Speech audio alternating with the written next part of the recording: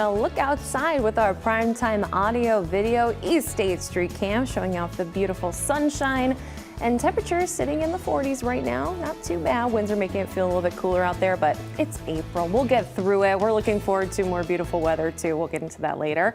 But now Anderson Japanese Gardens joining us. John Gleason here. You guys are preparing for the big day. We are. It's not opening this weekend. You got one more week. Yeah, one more week. 1 week from today, the gardens will be back for the 2025 season. Is it so exciting just to finally get to this time of year again? It's been like working, like, you know, we had, I'd say we had nothing going on for the month of March. Like once the coffee shop was done, then we had like a month, and then it's just kind of like back to go.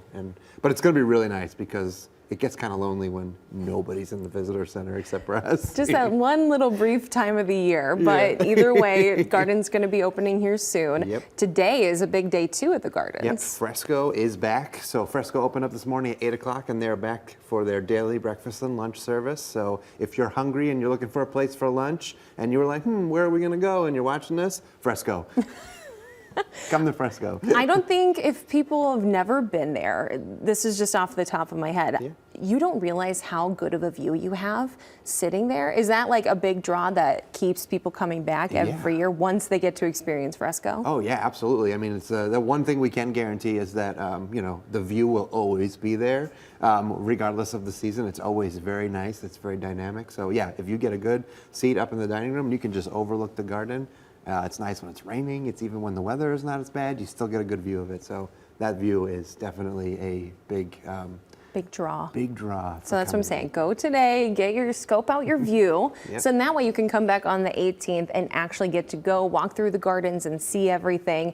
Now, blooming, you guys have some stuff that's starting, things that'll progress throughout the season. What will people see now once the gardens open? So spring will definitely be, well, you'll start to see a little bit more pops of color. As a Japanese garden, we're not a garden that's designed around flowers. So that you'll find in more of like a botanical garden. But for the Japanese garden, you'll just start to see all the buds on the trees and a lot of that spring feeling coming through. So you will see some, but it's coming out nice. It's all getting clean. We're going to turn the water features back on. That'll be fun. Yep, so they're ready to go. They were putting down all the mulch. The garden crew has been working pretty much nonstop the last couple of weeks to just get everything good to go and ready to rock and roll for next week. What is the amount of work and detail that has to happen for these gardens to open? Because I don't think people understand how much of an operation it truly is. So they do a really good job at the end of the season with the fall cleanup, so there's less stuff to do now, but the work and the maintenance that they do on the garden is constant. It never stops. So when you come to the garden and you're visiting just during a regular day, you will see our guys and our girls up in the trees, pruning, cleaning, just constantly keeping up on everything. Cleaning the moss beds, cleaning the rocks, cleaning the water area.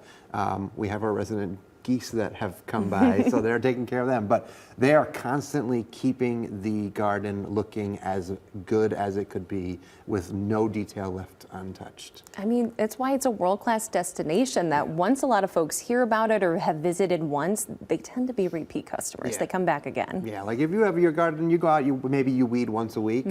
These guys are out there every single day. Anything that looks like it's out of touch, they are fixing and they are working on it so that regardless of when you visit, you are going to get the best version of that garden. It is pristine. So much work into it. It's incredible. And beyond just walking through the garden, seeing all the beautiful not items, plants.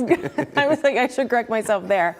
You guys also do tons of events. One of the favorites, music. Tuesday evening music in the gardens. It's coming up. May 27th will be the first of the 14 weeks. And then that will run all the way through right before Labor Day. We've got a great lineup that's all coming out soon. If you've got the newsletter that was just put out, we'll be putting that. We're starting to put the word out for it, so stay tuned for that. Some more incentive to become a member at the garden because you kind of get those little peeks into it. Previews before everybody else. And then also as a premium member, you get to come to all those concerts for free with your premium membership. So these are all reasons why you should become a member. Admission, though, starting at $11 for students and then going up from there. So then adults are $13. But if you're a member, you might as well, because that admission, guess what? You already paid for it with your membership. So lots of things to be looking forward to beyond music that's coming up.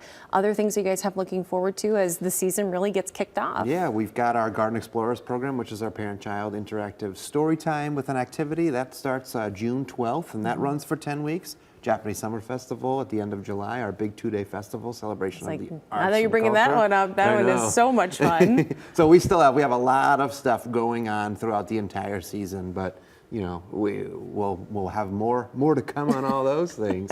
But it will be good to just have the garden back open and have people walking through and visiting again. So. Yes, it just makes it feel like spring is finally here, especially we're going to have pretty good looking weather. So that is also good news on opening day. Briefly, well, while we have time, you guys have also kind of become a wedding destination of sorts. We have a lot of weddings that get booked. We have 3 different locations within the gardens that you can use as your ceremony backdrop. We also do receptions.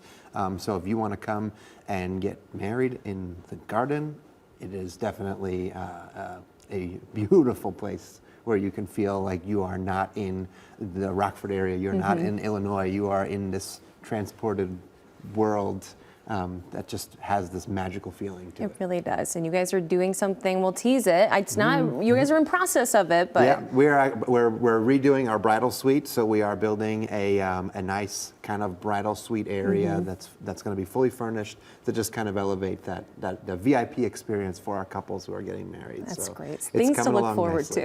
to. Well, you have so much going on. We're so happy that you're able to join us. We'll also be able to go out live to Anderson Japanese Gardens this next week. So yep. stay tuned for that. Aaron's going to be able to go out there and have some fun early in the morning for John. That's right.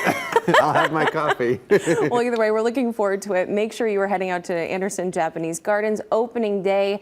It is Friday, April 18th. So you got a week from today to kind of make your plans, get ready, see if you can make it out there, located at 318 Spring Creek Road in Rockford. Go to their website, andersongardens.org.